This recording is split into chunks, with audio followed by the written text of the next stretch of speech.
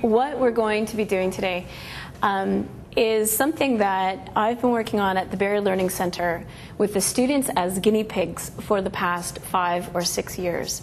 And truly what I believe has happened is that we have begun to revolutionize a very old, archaic system of education.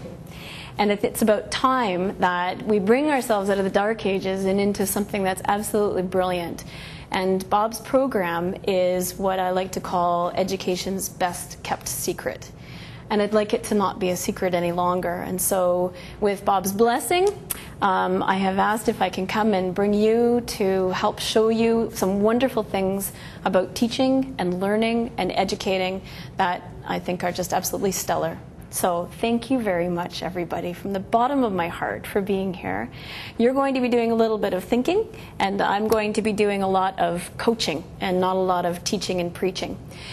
When we teach smart skills in the classroom, what we've been able to do is to sort of generate a level 1, a level 2, and a level 3 classroom. The level 1 is kind of what we're going to be doing today, only because some of you are unfamiliar with some of the terms that we are going to be using and the thinking styles. Some of you have already been adjusted to that type of vocabulary, and so we can move on to level 2. And then the level 3 classroom is like a big PhD, and it's just absolutely stunning. And I keep thinking, boy, if we could introduce this at kindergarten, we could start a level 3 classroom by the time students hit high school, and that would be just absolutely wonderful. I'm going to begin by asking you to do some thinking, because that's what Smart Skills does. In the Smart Skills classroom, the students think. No one can sit back and be a passive participant. We used to do that in classes, and I'm sure each one of us used to be a passive participant if you weren't feeling so well that day, but no longer. So no one can sit in the back row and not participate. So here's what I'm going to ask you to do. This statement, teaching students how to think rather than what to think, can revolutionize education. In a Smart Skills classroom, I don't tell you that this is the truth, and I don't tell you that this is a lie, and I don't explain anything about the content. My job is to coach you on thinking, not what to think, but how to think.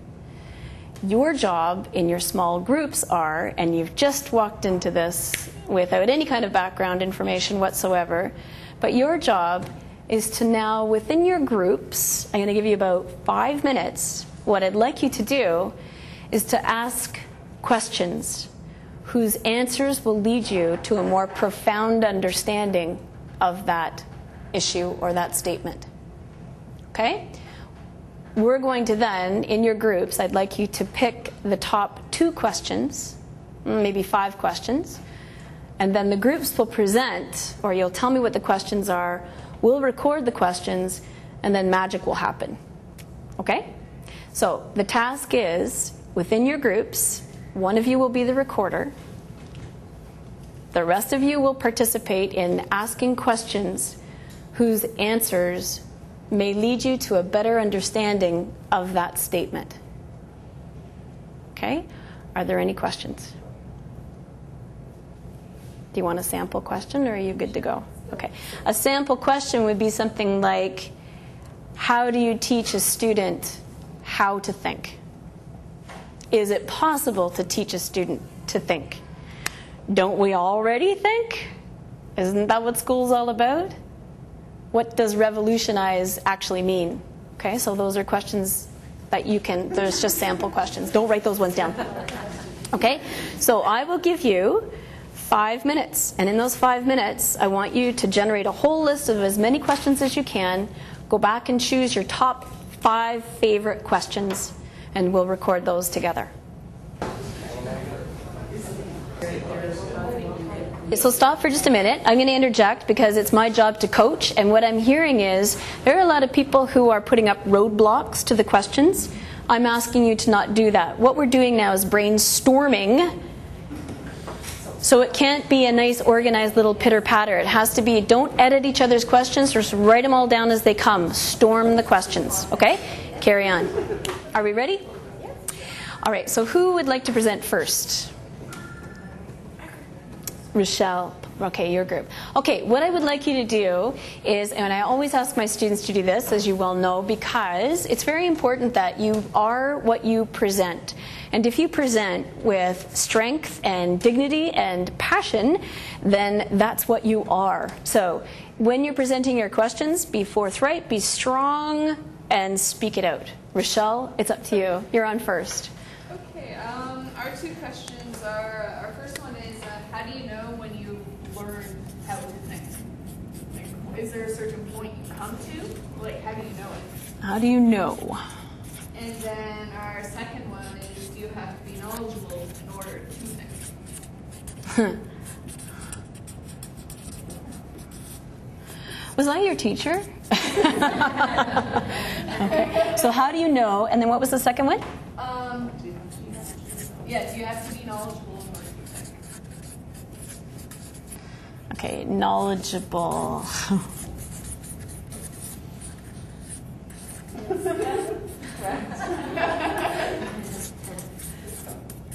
Okay, beautiful questions. Let me ask this group. Was it easy to brainstorm a list of questions? You had a fairly easy time doing that? Did they just kind of flow? Once we got the first one down. Yeah. Then it just sort of went, right? And did you edit each other's questions, or did you just... Yeah, that's what I did. Yeah, and then once you stopped editing each other's questions, it became easier? Okay, so we call the editing brick walling. So what it does is if you start coaching each other in terms of grammar or whether it's a good question or not and evaluating those questions before you present them, then what you're doing is you're really brick walling anyone else's comments. And so it slows the whole process down, and then you don't get the storm that you really want to have. It looks much more organized, and that's not what we want in a brainstorming session. So what I tell my students is that usually any brainstorming session should probably last a certain amount of time, because this is kind of like if you do a brainstorming session, let's say for 5 minutes, which is kind of what I gave you, but so that you know in the classroom you can use it a bit longer. What happens is you get what's called like the shopping cart list of things that you are thinking about currently. And so it's all the things like, well, I know I have to get groceries, I need to get lemons, I need to get this, I need to get that. So it's all the stuff that's right on the surface of your thinking. But what you want to do is you want to get down below the surface of the thinking into the next 5 minutes. And when you start getting into the ideas that are presented within the next 5 minutes, then what happens is you get much more creative thinking. You're not editing any longer. But the beauty and the magic of innovation begins at the scale at 15 minutes. So if you could actually have had 15 minutes to be able to brainstorm questions, first of all, some of you are going, there's no way I can sit for 15 minutes and ask questions. That's crazy. Some of you are thinking, I could go all day. That's because we're all different thinkers. We all think, and we prefer to think different ways. Okay? But if you had lasted that long, you would have got into some wonderful in-depth questions that actually would have shocked you with the profundity of the answers. So we went really quickly. Okay, so those are your top questions right in here, correct? Correct. Next group. Ken, thank you. All right. First one we got here is, how early should we start as in teaching this sort of thing? Now, one sort of side notation was birth. Okay. Wonderful. And the second one we had is, how do we measure success? As in, how do we measure whether or not we've taught them how to think instead of what? So, How the program works. Yes. so the success of the program, right, is what you're saying? Okay. Yes. Okay. So, content here. Process question that I have to ask you is, how did your brainstorming go? Was it difficult? Did it get easier? Were you blocking each other at first? Nikki, you said it was a while to get the gears going again. Like you said before, like that, you have to get through the fluff to get into the questions. Right. Was there someone in your group that really struggled with coming up with a whole whack of questions? You did? Was there someone who just went dee-dee-dee-dee-dee-dee-dee-dee? Yeah, you did. Okay. So who recorded the questions? Okay. So there's a reason probably, were you voluntold to record them or did you volunteer yourself? It was just a general consensus, I guess. Okay. Because there's a specific type of person and their preferred method of thinking that is more likely to record the answers than the other two preferred types of thinkers. So we'll get into that in just a minute. Okay, so excellent. Okay. How is society going to be different if we revolutionize education, and will it benefit society? Okay, say that again. How is society? How is society going to be different if we revolutionize education? Huh.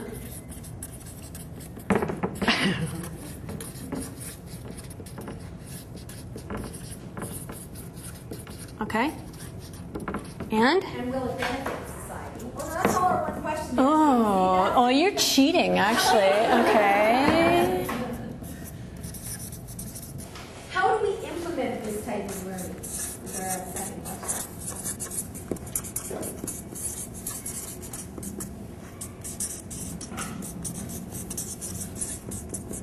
Okay, these are absolutely fantastic questions. So the same question to you. Was there someone in your group that just kind of went blah, blah, blah, blah, blah, blah, with the questions? Yes. Yeah?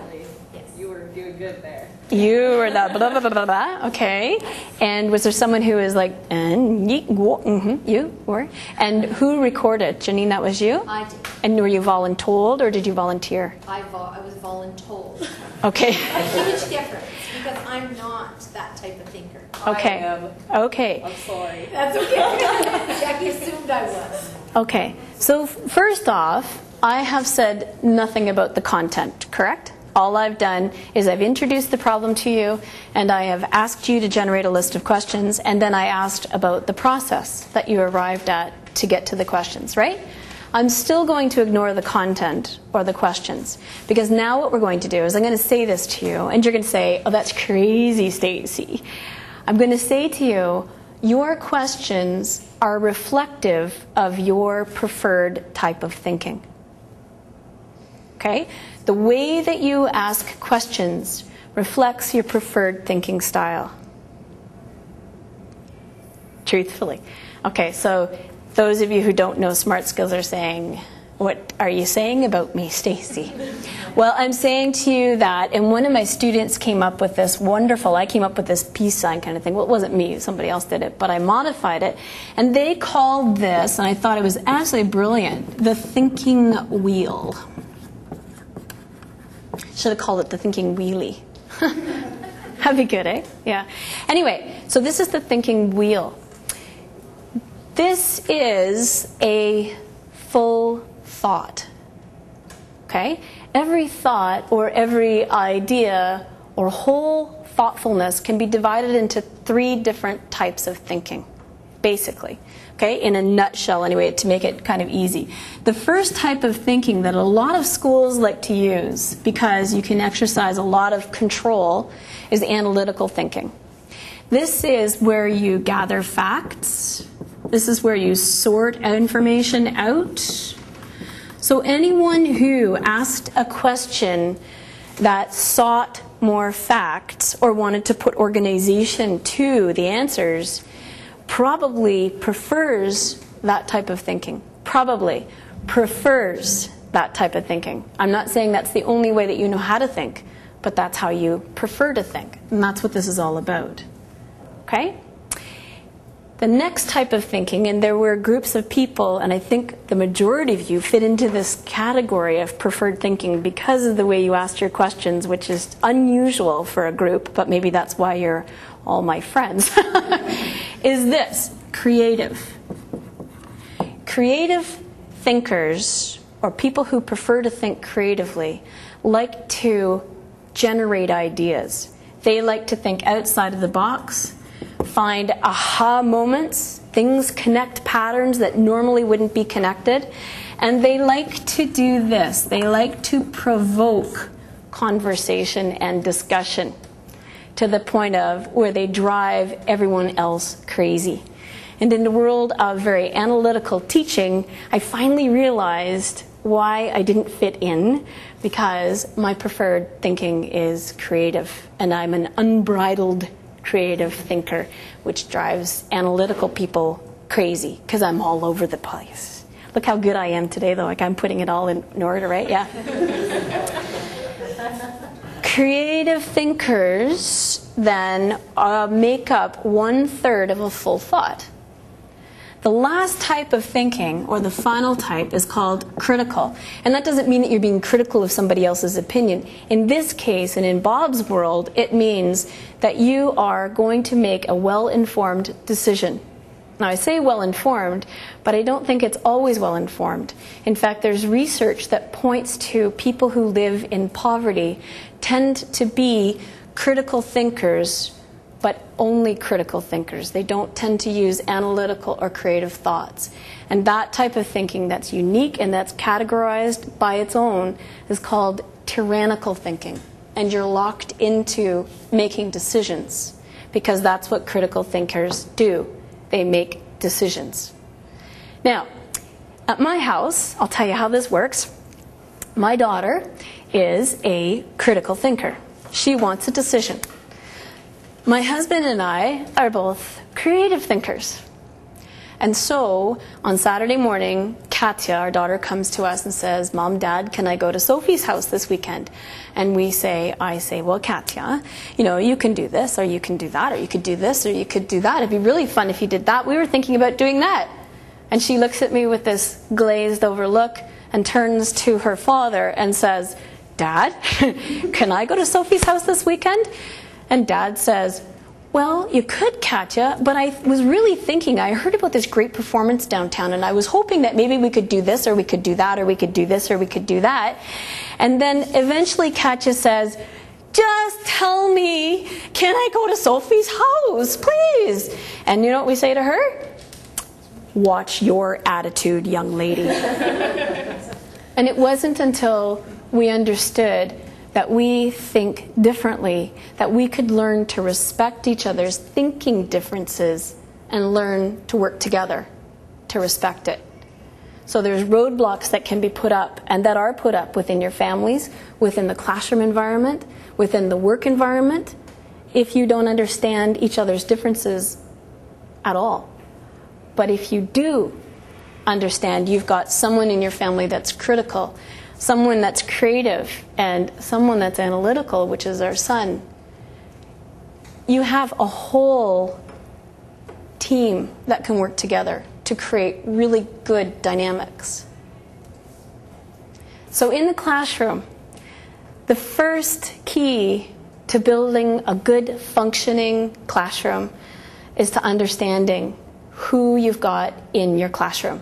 And one of the first things that I do is I take a survey, and we use Bob's 40i to figure out how many critical thinkers or how many people prefer to think critically in the classroom, how many people prefer to think analytically and creatively.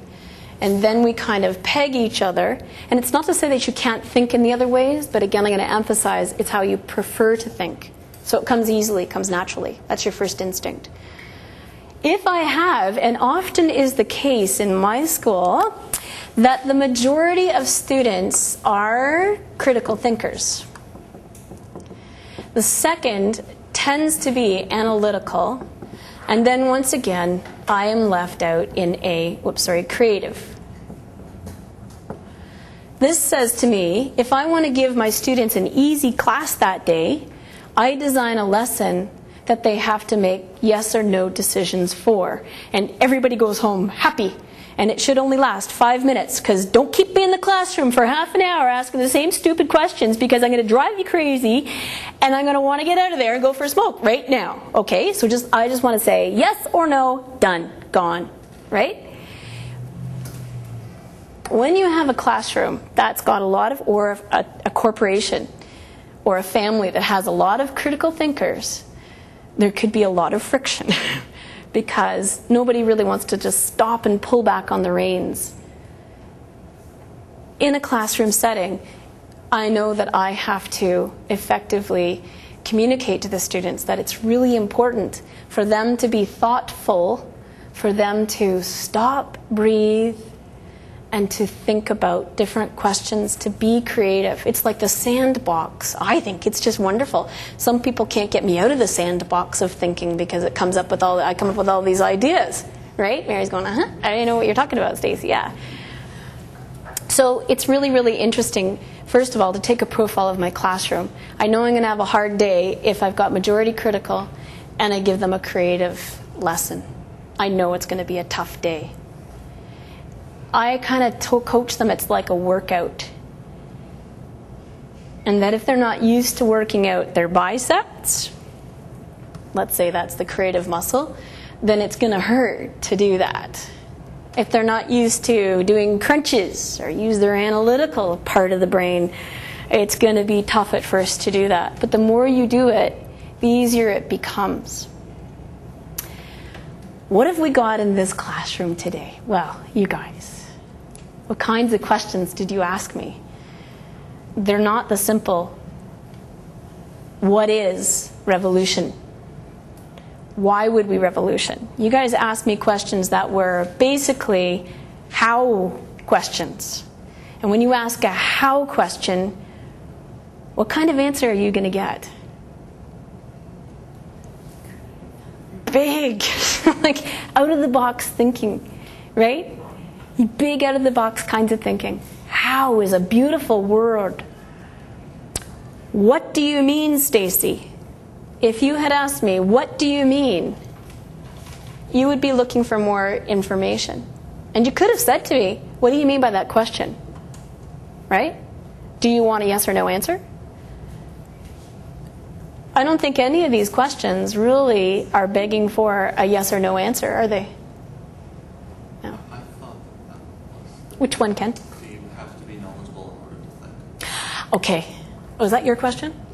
No. That was yours. Who asked that question? Oh, interesting. Okay. Yeah, so you might have a little bit of critical thinking in there, which is really kind of interesting. Because the answer to that question obviously is yes or no. Just tell me. Okay? Just give me the answer. And then we can move on. Yeah. This one. How is society going to be different if we revolutionize education? Like, wow. That's terrific. That's a terrific question, isn't it? Questions are really, really powerful. I tell my students also that in the classroom, and I'm doing a lot of talking tonight, normally I don't do a lot of talking. Normally I sit down unless I get really excited about the content, and then the kids will tell me, Stacey, go sit down. It's our turn, right? But so today, this is kind of level 1, so I'm doing a little bit more coaching and guiding and introducing the vocabulary to you. But day 2, if I didn't have to teach you about this, I could just give you that problem. Sit down, shut up, move on, and you learn. If there's any questions that you really think are the ones that you really would like to research, the next step would be then, in a level 2 classroom, okay, now go find the answers. Isn't that crazy? Like, you ask the students to go find their own answers. Yeah. Can a question not be both analytical and creative? That's the one that sometimes gets fuzzy. So what if you're the teacher and you're trying to analyze whether a question is creative or analytical and you get it wrong? Is there a wrong answer? Well, so then we have this thing called a discussion. Wow, like, can you imagine a student actually questioning whether you're correct or not and you having a really good discussion rather than someone getting sent to the office because they've challenged the teacher? But if you teach students how to challenge assumptions correctly, politely, it can lead to wonderful discussion. And that can happen within your group, right? And I've seen that happening with our students, right? They have wonderful, wonderful discussions, and it brings the level of education crazily high. Here's the next thing. The answers to those may or may not be out there. But wow, what a journey trying to find the answers. And then they say to me, Stacey, how do I know that the website's legitimate? Well, then we have a huge discussion, right? Because they've asked me the question, how do you know it's legitimate? Well, look at the URL, and we have a little ad hoc lesson about URLs and looking up websites and whether they're legitimate or not. No class is conducted the same way as another. I never, ever, ever get bored because each class asks different questions. Pretend I made a statement about nutrition. You know, if you came up with all these different questions, one classroom is going to ask a completely different set of questions based on their profiles than another class. Now, the one class you have to kind of encourage a little bit more is a class that's very critical thinking. Is nutrition important? Yep. There's not really a lot you can research on that kind of thing, right? So you have to kind of coach them with respect to how to ask better questions, more open-ended questions. How do you ask an analytical question? How do you know it's analytical? What word prefaces an analytical question? What word prefaces a creative question? And what word prefaces a critical question? Do you see what I'm saying? Okay. So what we've done here, again, is I have yet to tell you the answers to these. You'll find them. You'll discover them. Your students will discover them. I don't need to teach it. It's boring. It's much better if you discover the answers. Students are engaged. They can dialogue. They can argue points in a good, productive manner. Some students, if they are critical thinkers in the group and you know that they're critical thinkers, you can say, okay, Rochelle, you're a critical thinker. We're going to count on you to conclude all of our questions when we found the answers. You're going to conclude and you're going to present it, okay?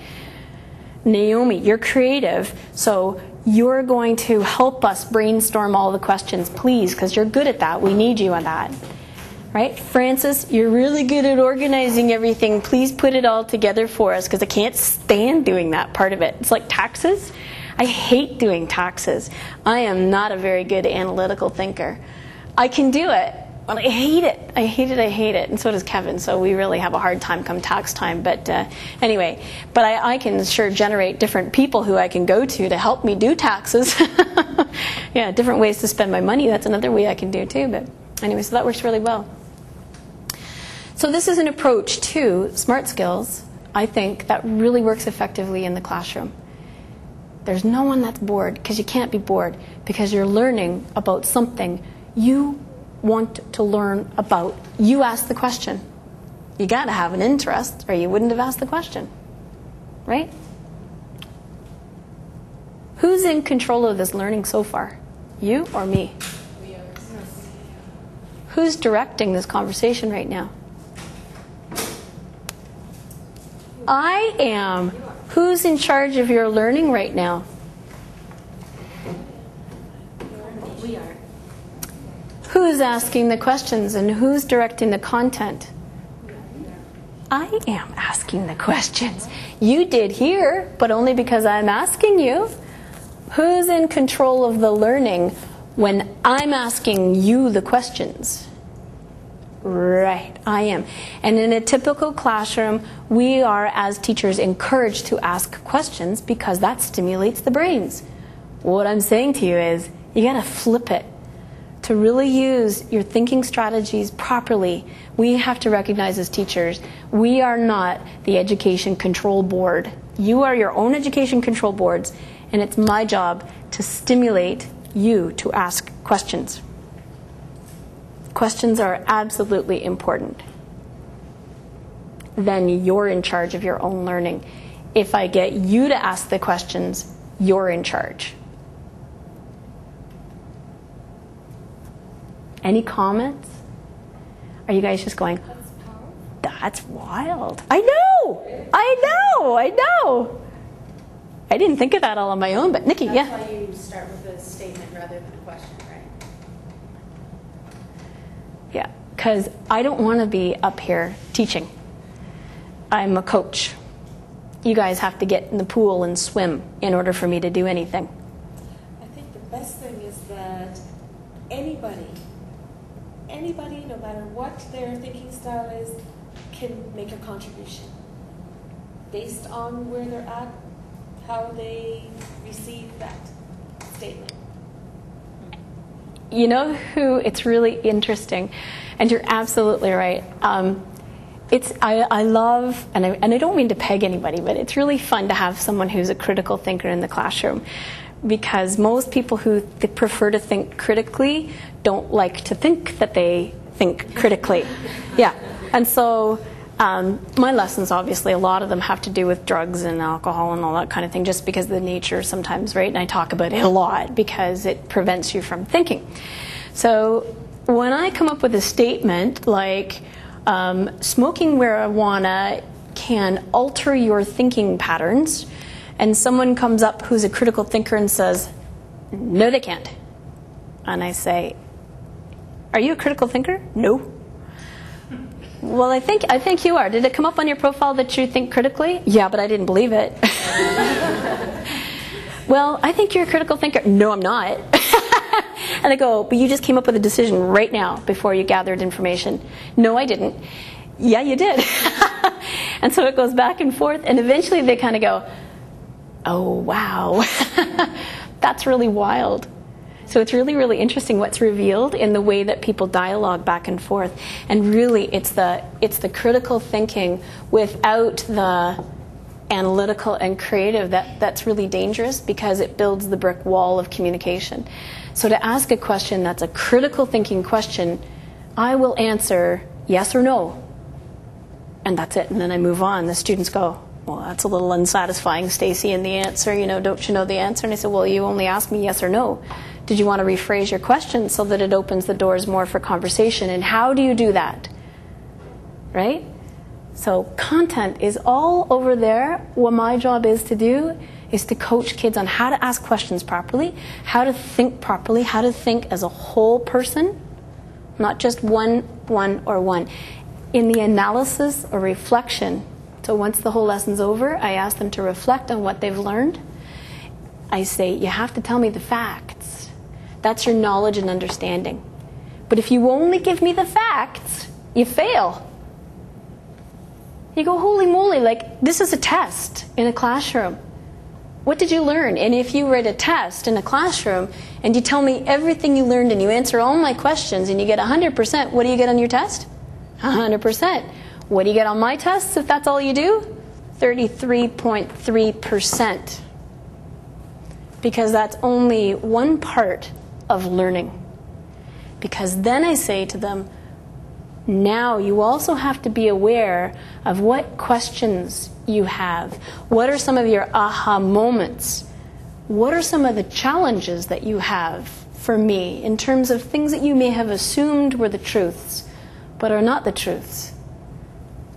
Then if you include that in your reflection, you're up to 66.6%, right? Yeah.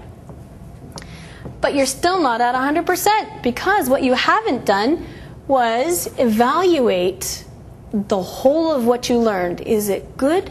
Is it bad? Is it buggly? What is it? You need to come up with a decision. And I ask students usually to talk to me about what resources they've used and evaluate which resources are good, which ones are bad, and why. You have to validate. This is all about validation. And that whole reflection then comes out to almost 100%. This is education. This is being thoughtful. And this captures what Japan has tried to capture, to create creativity within their students for the past 30 years. Why is it so difficult to do? Because we teach that is good education. Okay, so did you forget your question? I'm sorry.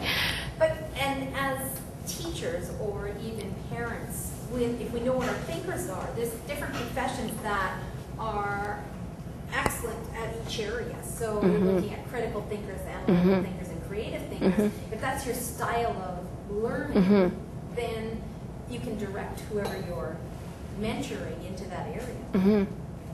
Yep, absolutely. What I haven't told you, because this is actually more level 2 kind of thing, some of you already know, but actually what Bob did too is he divided thinking into what's called cool and warm, or cold and warm. You can think analytically with your head, or you can think analytically with your heart. If you think analytically with your head, you like to gather information about facts, paper. If you think analytically with your heart, you like to gather information about people. Accountant, social worker. If you don't know that, and you switch it up, you're going to hate your job if you're looking for the warm and fuzzy, if you're a cool thinker. And you're going to hate your job if you're looking for the facts, ma'am, just the facts. And you get warm and fuzzies all day, right? Same thing with the creative. You can be creative with your head and purposefully brainstorm. Or like a Gwen Stefani, I'll never forget that commercial for Hewlett-Packard, and she's walking down the street and she says, it just hits me. It just hits me. I'm just creative. And all these ideas just kind of hit her. Do you know what I'm talking about?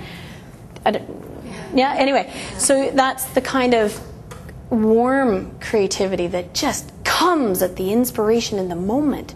You go, bam! I'm more of a cool creative, actually. So I'm purposefully, I love it. I can just fully get into it. Critical thinking, well, this is hot potato fodder, because if you're a warm critical thinker, you think with your heart, it's passionate, and you make decisions based on your past experiences. You just feel the answers right. Malcolm Gladwell wrote an entire book on warm critical thinking and the virtues of it. But there's pitfalls with it too. He says there's some times that you have to be really, really aware that if you're making a decision based on your past experiences, or just because you're tingly all over, you can be really betrayed by those decisions if you're trying to get money or if there's some other interest. But Gladwell, in the book called Blink, you can make a decision in the blink of the eye. That's his domain right here. It's wonderful. And then this one, well, this is the stuff of which dreams are made, because if you're a good, cool, critical thinker, it means that you have taken the ideas that were generated from brainstorming and then organized them properly and then made a logical conclusion. And that's what we think can revolutionize education. Ken? I just wanted to make a comment that this was a few paragraphs ago. But Okay. Were they well-developed paragraphs? Okay, good. It was about the phenomenon that you were mentioning, wherein a number of Reds don't like to believe that they are Reds, and having experienced a somewhat similar experience of that, as I quote it, I was going to remark that I think the problem is that Reds believe that they're analytical because they are sorting through the information quickly, and they see that as just being more efficient. And in today's society, we are very go, go, go, go, go, and the faster you can do something, the better it seems. Not necessarily is. Yeah, it's beautiful. I think that's absolutely correct. And in school, it's the same thing. You go from 9 till 3 or whatever the hours are of school, and then once you leave school, boom, school's out, you're done. You don't have to think any longer. Can you imagine, though? I mean, if you could inspire someone to understand that, tonight what I want you to do for homework is I want you to go home and think creatively. That's your homework. So then they come back the next day with, Miss, I was watching the news last night, and I can't believe that they said this, and I put that together with this, and that happened, and it was just all crazy. Can you explain that to me? I'll say, you know what I'll say? No, I can't. Can anyone else explain? And then the hands go flying, and it's an amazing experience when that kind of learning opportunity happens. Historically, as a classroom teacher, it was we had the power because we had the information. But now, we don't, because sitting in the classroom, there's someone who's using that texting or whatever to ask someone else a question in the same classroom who also has the web hooked up through their iPod, FacePad, whatever they are, the information technology like that, and they'll go, Miss, actually, the recent statistic on that is this. I don't have the power anymore. Why do I pretend I do? I can't. I don't have the answers. I shouldn't have the answers. It's not my field of expertise. That is the information highway, is the area of expertise. How can I possibly, in the 21st century classroom, by the time that and Ken, you'll be familiar with this one too, by the time that I teach somebody information in the classroom, by the time they walk out of the classroom at the end of the week, that information's already dead and dormant. It's not the information that's vital for them. It's how do they process the information correctly, thoughtfully. That's important. And this is a balanced thinking sheet. So what I'm asking of you is to give me a balance of analytical or gathering the facts and creative, or what are some of your aha moments or questions. Like, it's crazy how if you're not aware of the questions that you have in your head and you don't record them, they just kind of go away, and then you never capture them, and that's why we don't have a lot of creativity, because we just don't take the time to capture your thinking. And then the critical thinking down here, or more like, I disagree with what Stacey just said, or this is the most wonderful thing that I've ever heard in my entire life, or any kind of evaluation. They go down here, okay? Opinions go down here. And when you're doing a newspaper article, so sometimes I'll use this thinking sheet with my students, and I'll hand out a newspaper article, let's say, for example, on Somali pirates. And it's really interesting because if I took a Somali pirate article from BBC News, and they have a lot of problems with pirates, the bias is so dripping in the article that until we actually analyze it, and I think that's part of what a lot of classrooms do, is they analyze the bias in the news. But until you actually see that, wow, this is being filled with opinion, and the analytical thinking is absent, then you start to see on paper, wow, there's not a lot of fact. It's all opinion. So it's really a nice way for students to be able to see that what they're actually reading is not well balanced, or is well balanced. Okay? So what I'm going to ask you to do is to pull this sheet out. And again, today, the thinking I want you to engage in is, we're going to pretend now we're moving to a level 2 classroom, and I want you to engage in all 3 different types of thinking. So we're going to identify what type of thinking you're actually doing, and you're going to fill in the facts, and you're going to fill in the questions that you have in your head, and you're going to fill in the opinions.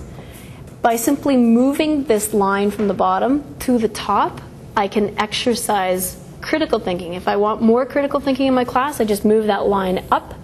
If I want more creative, I just move it over so that the majority of the space on the page is creative. Or obviously, if I'm teaching you new vocabulary kind of thing in French or whatever, I move the line over so analytical is all there, gathering a lot of facts. And you know that that kind of lesson is going to be very teach, or go off and do research, not a lot of evaluation of it. Okay? So if you have these sheets, then what I would then do would be to say to the students, okay, I would like you to do, and you're going to have a certain amount of time, and again, everything is timed so that those people who are creative thinkers don't get to dominate 20 minutes of your time, which would drive the critical thinkers who want 1 minute, that's it, drive them crazy. Okay, so if you time it and you say, we're going to spend 5 minutes in creative thinking, 5 minutes in analytical, 5 minutes in critical, everybody knows they're going to get a piece of the thinking wheel and they feel good. And those critical thinkers say, all right, I only have to wait 10 minutes and then I can make a decision. Okay, I can do that, right? And creative thinkers are not going on and on and on and on forever. They actually know there's going to be an end to that brainstorm. And the analytical thinkers, all the while, are just going, all right, bring it on, give me that information. I can sort it, I can color code it, I'm really good at all that kind of thing, right? Yeah. So, agree or disagree with the following statement. I gave you 2. The first one is just a sample of something that I would give the class to provoke discussion. This is where it gets into tiger territory sometimes. If this is taken out of context, it goes home to parents. Parents don't know what I'm doing in the classroom. Parents will say, are you kidding me? You're teaching them that they're heroes? So what you have to make sure that you're doing is that the students understand this is not a correct or incorrect statement. It is a statement that's meant to provoke discussion. Okay? Somali pirates are heroes. If you chose that as your statement, what I would then ask you to do is then create a thinking plan or plan your thinking. Most students will get all excited about that and they'll go, well, I don't think Somali pirates are heroes. I think they're terrible and they all, right? Guess who does that? What kind of thinker? Preferred critical, people who prefer to think critically will hold on and go, that's stupid. I can't believe you said that, Stacey. And the other students at the table are going to go, whoa, whoa, whoa, you're out of color. You're out of color, or not in red. Or, sorry, every type of thinking is also color-coded to make it easy too.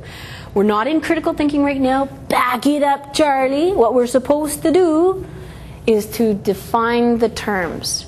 So the path that I would teach students to take first, and I would show them in the beginning, this is the path I think you should think it through first. You're going to engage in analytical thinking first, which means define the terms. What is a hero? Make sure that you're all in agreement with what is a hero. Define it. And it's unbelievable how we can assume that we all know what a hero is, and yet at your table of 4, there's probably 4 different opinions in terms of what a hero is, right? What makes a hero? What's a pirate? Right? So we assume an awful lot in the classroom that the students have all got the same definition and we're working with the same definitions. Smart skills in a smart skill classroom causes you to slow down and make sure you're on the same page. Okay? After you have analyzed your definitions, then what I'm asking them to do is I want you to engage in creative thinking. And that would mean, what do you think should be some questions that you would ask whose answers will lead you to a more profound understanding of that statement? So that's when you start to generate a list of questions. Then you choose your top 4 in this case. Each student would take a question, haul off to the computers, research the answer, come back to the table at an appropriate time, it's all timed. Each person would share with the other team members what they've learned. And that includes providing the resource or the web source that they've used so that they can discuss the answers more fully.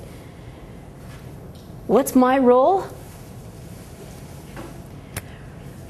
It's not teaching about Somalia, and it's not teaching about pirates, and it's not giving you my opinion as to whether they're heroes or villains.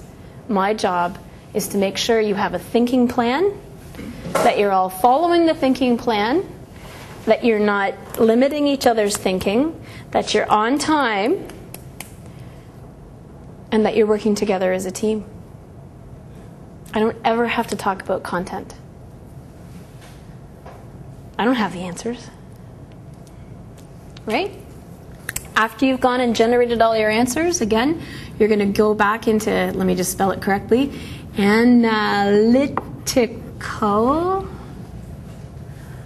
That's not it. Okay, good. Okay.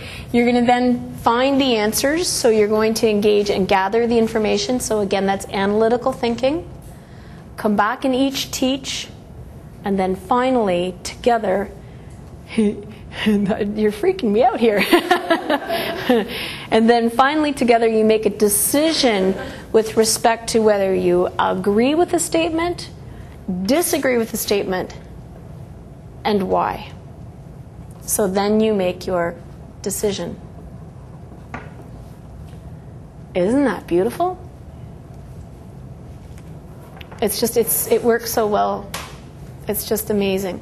And each group will likely come up with a different conclusion, certainly because each group will have visited a different website. You know, if all 4 people in that group went to CBC website, how good is that opinion going to be? Great, according to CBC. But from someone who is maybe not pro-CBC, they're going to say, what's your source? You guys all went to CBC? You're kidding me. Like, it's really biased, right? When you go to do your research, again, what the students will do is print off a copy of the page that they're studying, if they can, or record the information that they're looking at, appropriately putting it into the columns. So each student will come back to the table with a full page of information. Not everybody at first will do that, of course, right? So you'll have this page to present to your group members. And you can say, what the facts were that I found were this. I have some questions, however. And these are my questions. And the questions don't ever have to be answered.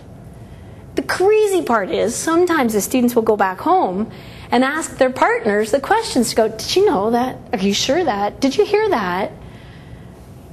You know, it's like taking learning outside the classroom. Like, it's really, like, that's the stuff of which dreams are made, right? And then the next day they come back and they go, I had this incredible discussion with my parents last night, miss, and honestly, like, we got into this huge discussion, and my parents are such critical thinkers. Honestly, it's just unbelievable. They just didn't listen. They didn't have it. It was so frustrating. Can I have one of those thinking sheets? I go, well, you know, cost you. And so then you each teach, and then you each learn, and then the group presents in front of the class. I do nothing. So how do I evaluate? There's the kicker, eh? How do I evaluate? You are familiar with these categories: knowledge and understanding, thinking and inquiry, communication, and application, correct? Okay. I don't know if this is by design, but what works cuckooly well is that knowledge and understanding is analytical thinking. Do you know the stuff? And this is the stuff you find in the curriculum. Have they covered the curriculum expectations? If they've done research, well, they will have followed or found the answers and more, right? So this is analytical. Thinking and inquiry questions is communication. Well, that's just how they present it. So if it's in the form of an essay, if I want it presented in an essay, then I look at how they've presented the essay and formatted. Or if they're communicating as a public presentation, then are they effectively communicating, that kind of thing, right? Application, yeah, it's critical. Critical thinking. So when a group presents to me, I have a choice. I could have followed through and found, well, as a group, what I'll do is I'll give them a group mark with those 4 categories, level 1, 2, 3, 4, right? So you know how that goes. Like, I'm not going to draw that out. Anyways, they go level 4, 3, 2, and 1, and I can evaluate the group. How many facts did you present? How many questions or aha or neat moments did you talk about that you're teaching me? If you can teach me, by golly, you have done well at thinking outside the box, right? Because I'm old. Application. Have you done a good, thorough job at concluding whether or not Somali pirates are heroes or not? Have you been convincing? Is your argument compelling? Did you validate, back up your opinion with a logical reason? Yeah. Beautiful. Easy peasy, right? If I want to get an individual mark for a student, which is what we're going to do at the end of the day today, just quick, I promise. And you can do an oral evaluation. I would ask them to do a reflection. Tell me what you learned about this activity. And in the reflection, I want you to include analytical thinking, creative thinking, and critical thinking. And when I evaluate the reflection, I should see it as being a balanced reflection.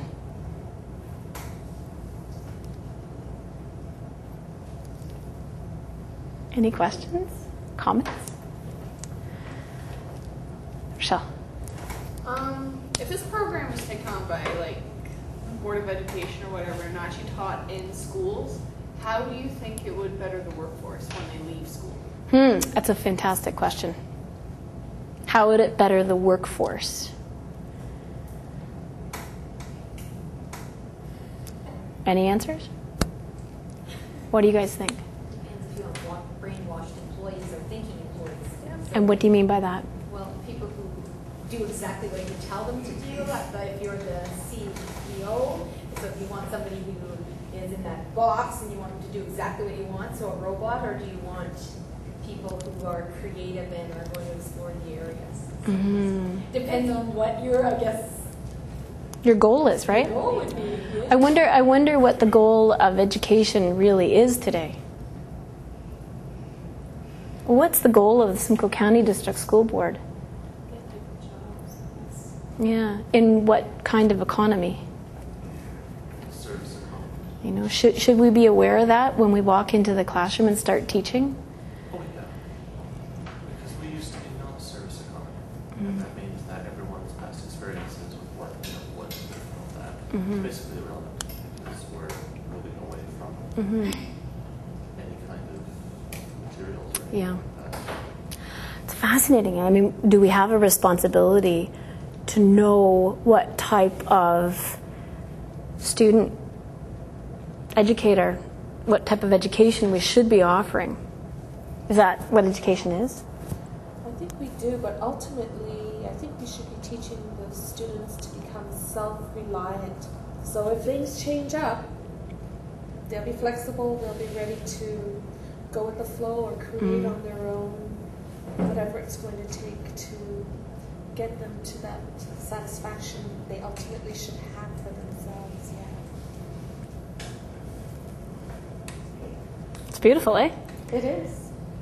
I mean, holy, talk about pedagogy, right? Like, what's the whole meaning of teaching? What's your teaching philosophy? What's your learning philosophy? No, it's crazy. Nikki. I remember when I first started and I did the 40I and I was like a very analytical, warm yellow thinker. And the next time I did it, the next year, I was like a cool green thinker. And like I didn't understand that I could change. I thought that I was always going to be like that. But I found that like when I started school, my life was in crisis and things like that. So when my life's in crisis or there's something in my life that's happening, I gather, right? And as I calmed down and my life got, more stable, I was able to access those other parts of thinking and be able to learn better. And also be able to get along with other people like my teachers or like other people in the classroom when I understand that, when I meet Ken, I don't like him because he seems very like brash, right? And like it is how it is. And then when I understand that he's a critical thinker and how to approach him and how to ask questions or how to, not necessarily like ask questions, but how to make statements and stuff so that I can have a conversation with him where he doesn't brickwall me and I'm not overwhelming him. Was like, for me, that was the coolest thing because it made my relationships with people so much better. Yeah, that's neat. And I think, Mary, we were talking earlier about, if the 40I pegs you as being someone who is, your preferred method of thinking is creative, does that mean from birth till death thou shalt create? No, we didn't know that before we started playing around with that 40I at the Barrie Learning Center. And like Nikki said, it was like a profound discovery. Crazy thing is, a lot of the students come to school as an adult and are really struggling financially. So you're in critical mode all the time, making really important decisions, but you don't have a lot of time to play. And so what we've discovered is at the beginning of the year, their preferred method of thinking was critical. Not that it really was, but at that point, they were good at it because they had so much practice, and it was a must. But as they got more calm, relaxed, familiar with school, because it's a daunting thing to go back to school as an adult, they started to play. And then by the end of the year, if they took their 40I again, by golly, what emerged was, you're really not a preferred critical thinker. You just had to do it, and now you get to play. Now you're actually creative. Wow. So it's not genetically programmed into you. So you really can change the way that you think. And also the other thing too is that now, even today, since I've been out of school for a while, like if I'm thinking critically or I'm doing that, I'm able to see that I'm doing that and step back and kind of go, okay, maybe this isn't the best thing to do right now. Maybe I could go and, and I don't even have to say that to anybody, because obviously everybody doesn't know at this point what this is. But it's I'm able to go, okay, I need to think more creatively, and let's bring some ideas to the table rather than just this is how it's got to be. Yeah. And like that, with myself and other people makes it a lot easier to function in my life too. Yeah. Yeah. Thank you. That's great. As educators, though, we can stifle that learning easily by frowning or saying, well, even to a small child, why are you painting that whatever color? That tree should be green rather than red or purple. So we've then, that creative thinking, we've just put that out completely. So we have to revolutionize back to the statement, really the way all teaching is done. Because we can, and we do that as society, I think, too. We were talking about that in our group. We kind of said, we do that because we want answers, or we want you to think our way, and that's the way in the box. Yeah, yeah. Tons of conversation can come from. It's wonderful.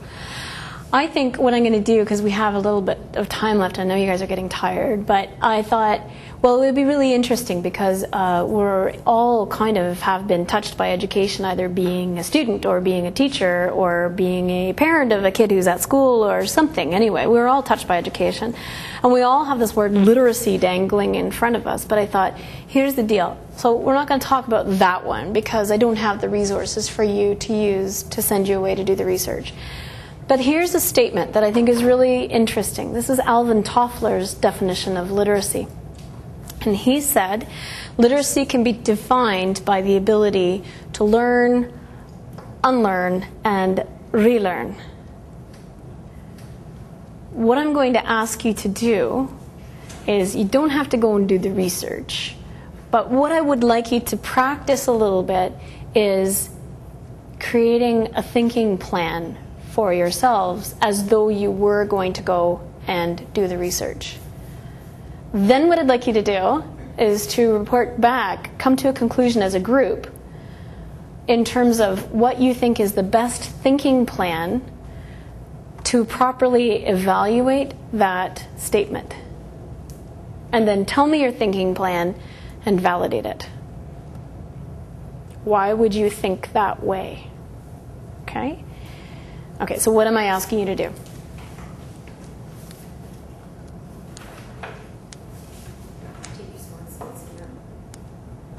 So I'm asking you to agree or disagree with this statement, inevitably. Okay? Before you do anything, you always have to create a thinking plan. Okay? Don't do anything until you have the plan. Students will go, oh, I think this is wonderful, and they'll haul off and do all their thinking like outside the box. They don't know what type of thinking they're doing. They're not working together to their own advantage. Who's the creative thinker in the crew? Who's going to generate the questions? Who wants to generate the questions? Who's going to write down all the facts because they're analytical thinking and that's what they really like to do, but shouldn't be doing it because they need to practice their critical thinking skills? What is your job in the group? What's the best path that you can take thinking-wise? Okay? Put it on paper. It's just simply, you're going to choose your path. What type of thinking comes first, then what, then what, then what, then what, and that's the end of the task. Okay? You need to agree as a group that this is your thinking plan, and then I'm going to ask you to present it and validate. Why did you think that was the best way to go? Okay? Does everyone understand? 5 minutes.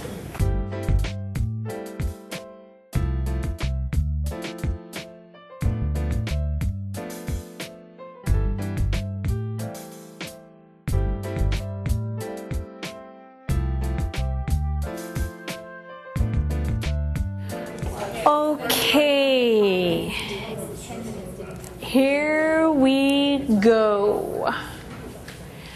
Of course, one of my former students said, "Stacey, you are forgetting the gas that drives the thinking." And that's all part of the Smart Skills classroom as well.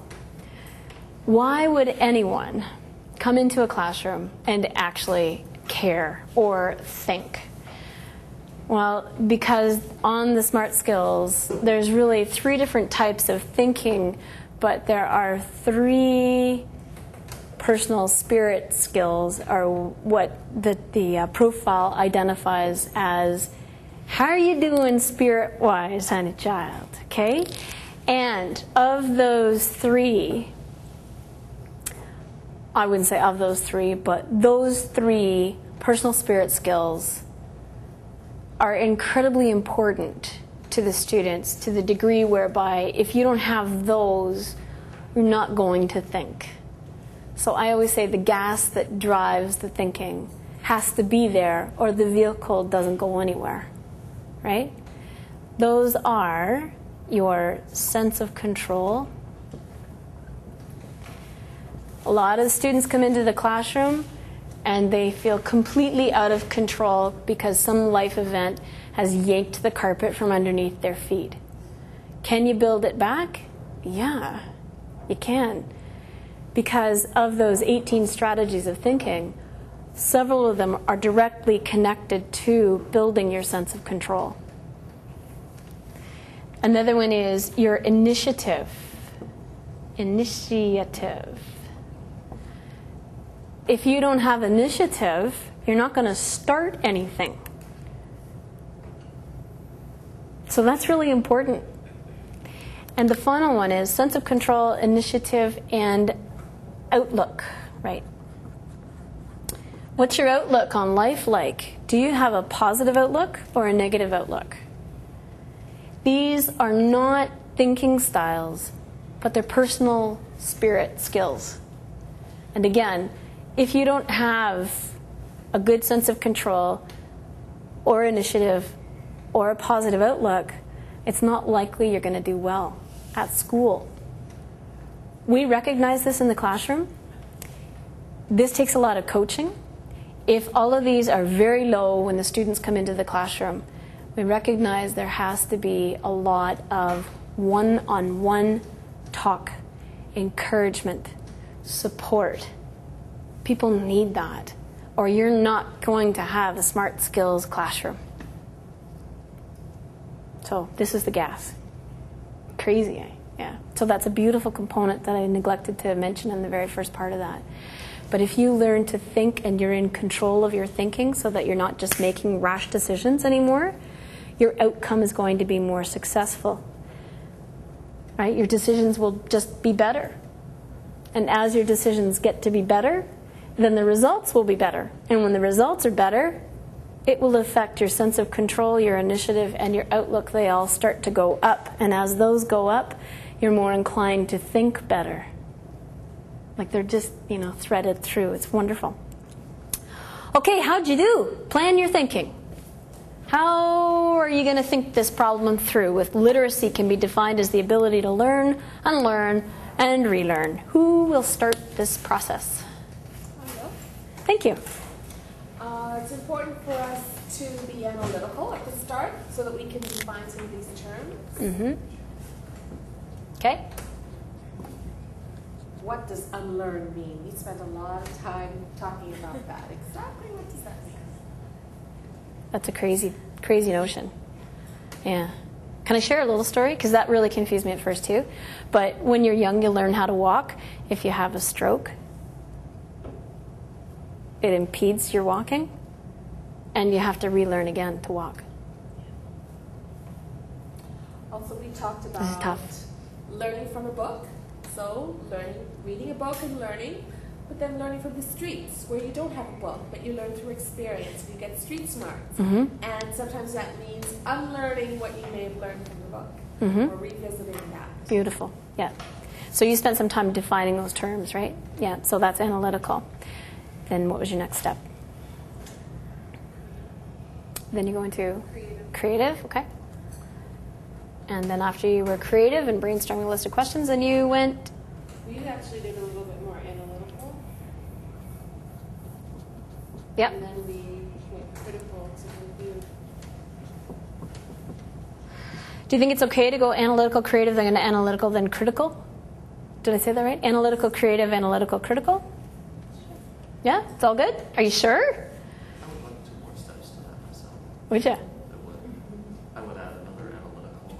Because we're forgetting that you need to be critical as you're being analytical. You need to be able to sort what precise, not just categorize things, but take the categories and say, this is irrelevant, this is what's most relevant.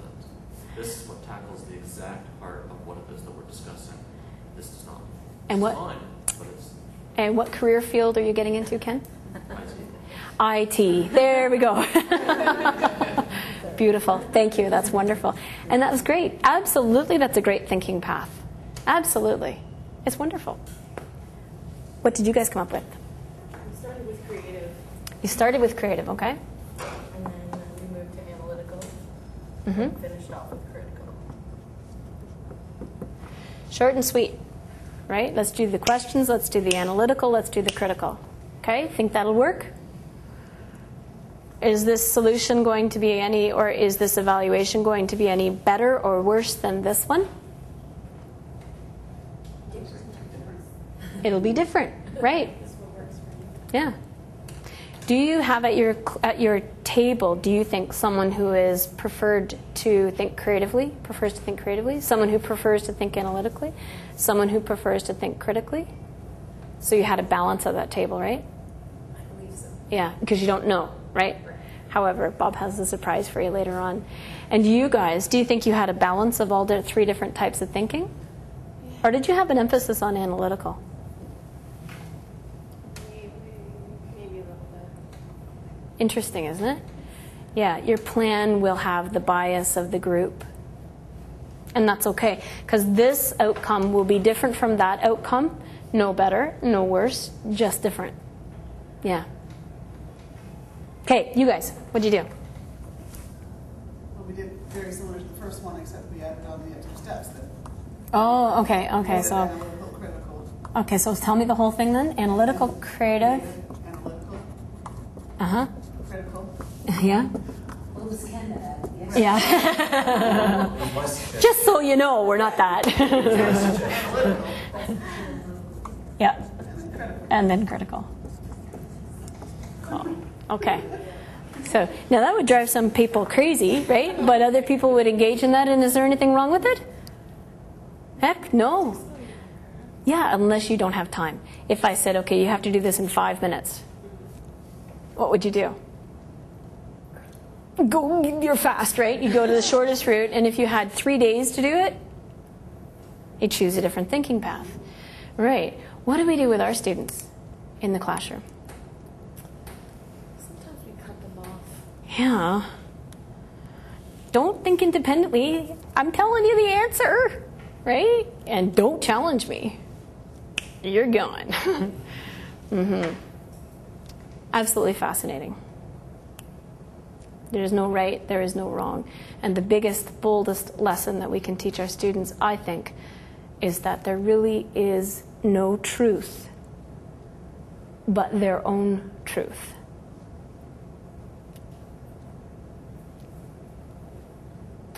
Perception is reality. Yeah. So, it's crazy. And with that, I say to you, those thinking sheets, I would then ask for you guys to do a reflection on it. But I'm going to ask quickly, before we call upon Bob, just to tell me, what did you learn today? Try to pick something analytical, creative, and critical. Let me ask you a different question that may direct your conclusion a little more appropriately. Was this a good lesson?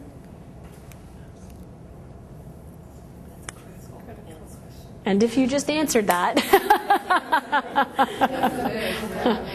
So often that's how I'll end a class. Was this a good class today? Was this a good class? Here, I'll do the whole.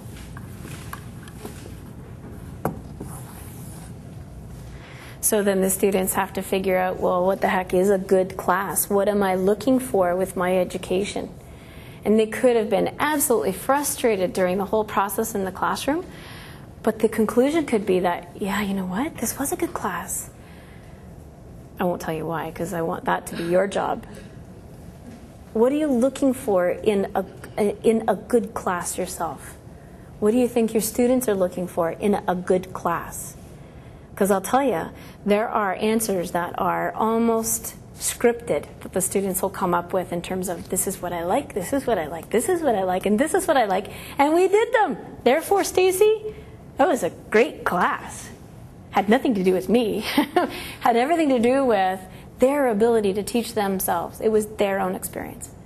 So I ask you, was this a good class?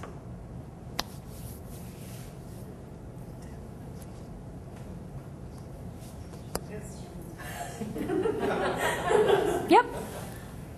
Mary. I'm going to say for me that this was a great class because personally, that spirit wheel was that for me was the main thing that I got out of it, because I could take whatever it's meaningful to me and in my what I do World. In my world. Because that is in place for me. In this class, it was in place. I had the ability to use the things that were my spirit and apply that in a very open and accepting, non-judgmental environment. And so I was open to the learning, and there are things here that I can apply to my life and my career and everything else. So yes, it was good because that was the important piece for me that allowed everything else to fall into place. Wonderful. And well articulated, because you defined what is a good class, right? You said what was important to you. This is what I'm looking for. Gave me examples of what you did in the classroom to prove that. And then your conclusion was, yes, it is. So you drew a conclusion. You got to the crux of the problem. You drew a conclusion. You validated it. Perfect. And you learned how to do it along the way. I'm glad. Rochelle.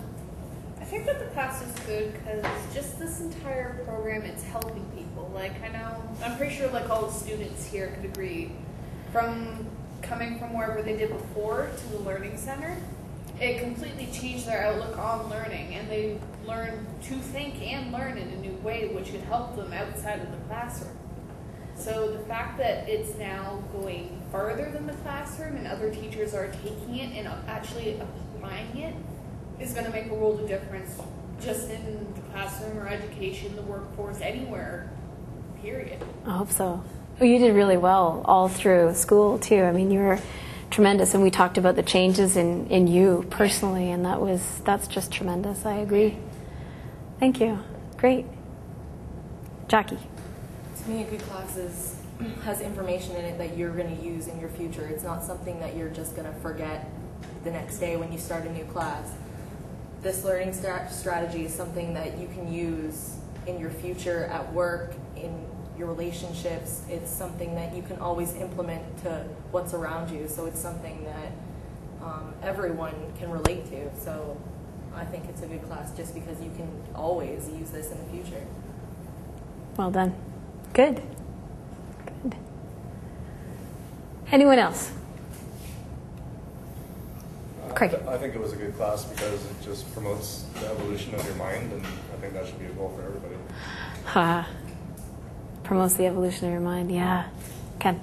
I would say so because my personal definition of what would be a good class, Yeah. it's implied that you would learn something, would be that it would be a class in which, from a spiritual sense, like spiritual is in the spirit right there, not spiritual. Personal spirit, yeah. Yeah, exactly. Would be that you want to go again. You don't feel lackluster or you don't feel apathetic towards the situation, but that rather you feel like you wish to engage in it further.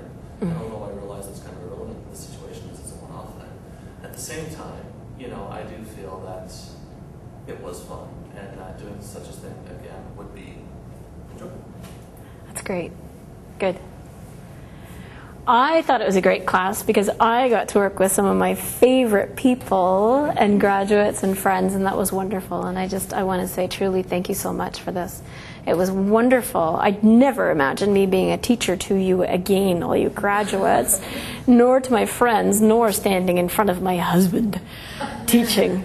Anyway, I hope you learned something, honey. And so I hope that you guys could please put your hands on your shoulders and give yourself a hug and say thank you very much and well done. Well done. Good for you.